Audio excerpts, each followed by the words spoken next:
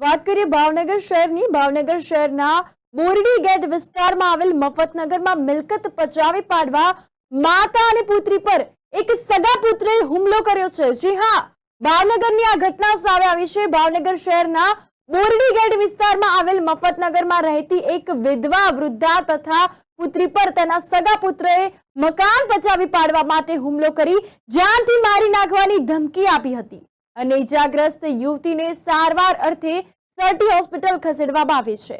આ અંગે B division પોલીસને જાણ કરવામાં આવી હોવાનું વૃદ્ધાએ જણાવ્યું છે।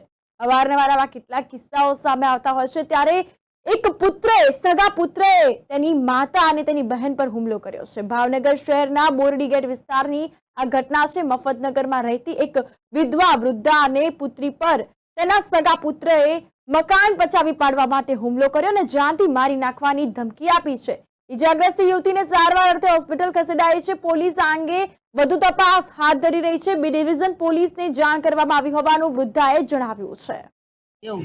એવું બેન કઈ જગ્યાએ શું બનાવજો? બોરડી આટો રેવી સાહેબ મેં પ્લોટ નંબર 7 ની પાછળ મહાત્મા ગાંધી સોસાયટી અને 7 ની પાછળ મફતનગર। શું થયું બેન? રાતે અમે મા દીકરી ઘરે હજી કાલે જ આવ્યું છે। હા, 8 દીથી અમે બહાર હતા, ઘરે કાલે આવ્યા, અમે જમીન પૂતા હતા। 9 વાગે દારૂ પીને આવ્યો તો દીકરીની ઉપર ચડી ગયો, ગળકી દબી દીધી અને મને ધક્કો મારી નાખી દીધી, એમ કે મારી નાખી। હું મારીનો જીવ બચાવી ભાગી સાહેબ। અમને અવરનવર આ કેટલા 17 વર્ષથી આ દીકરો બહુ હેરાન કરે તો અમારે એમ કે આજ હમત છે, કાલ હમત છે, અમને અમારા મકાનમાં રહેવા નથી દેતો। મારા ઘરવાળો મરી ગયા એના ત્રાસ। શું નામ છે હેરાન કરેનું? એના આખો કબજો જોતો છે। પણ નામ નામ શું છે હેરાન કરે? દીપકભાઈ। દીપકભાઈ, એ શું થાય તમારા? એ મારો દીકરો થાય છે। કેવી રીતે હેરાન કરવામાં આવે?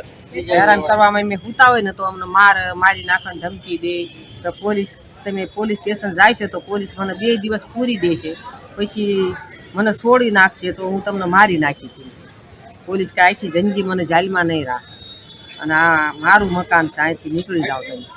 મને નથી રોટલો દેતો તો નથી ખાવા દેતો। મેં એને એમ કીધું કે બેટા અમે અમારા રૂમમાં રહીશું, અમને રહેવા દો, અમારે કાંઈ તારું નથી જોતું, પણ અમને શાંતિથી રહેવા દે।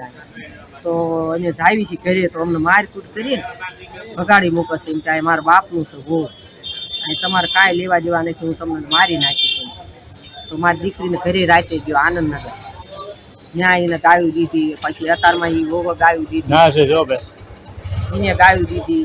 પછી મારો નાનો દીકરો છે ને સાહેબ, હા, એ રહે છે રાજકોટ, એને માર્યો તો રેલવે સ્ટેશન છે, સામાન લેવા આવ્યો તો એને દિવાળીમાં મારી, એને ભગાડી। બેન ને કારે માર્યું ને કેટલા વાગે માર્યું બેન? આ બેન ને 9 વાગે મારી। શું મારે એટલે શું કર્યું બેન ની સાથે? ઉપર ચડી ગયો અને ગળકી દબી દીધી, મોઢું દબી દીધું અને ઢીકાન પાટું માંડ્યો મારો। આ વિશે તમે પોલીસ ફરિયાદ કરી બેન? હા કરી છે।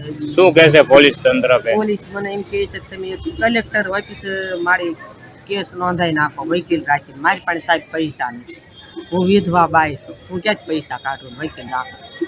એમ કે કલેક્ટર ઓફિસર ગેલેક્સી જઈને તમે એક ન્યા અરજી દઈ દો, એક મામલીદાર ઓફિસર અરજી દઈ દો, અને એક કેસ મેં લીંબડીમાં લખાયો છે અને મારો નંબર દીધો છે, હજી નંબરમાં ફોન આવ્યો નથી અને બોર્ડ ગયા મને જવાનું કીધું છે। શું અત્યારે તમને જીવનો જોખમ લાગે છે બેન? હા, જીવનું જોખમ છે। મેં આખી રાત દવાખાને હોઈ રહ્યા છે માં, તો અમારે શું કરવું અને ક્યાં જવું? જો આ દવા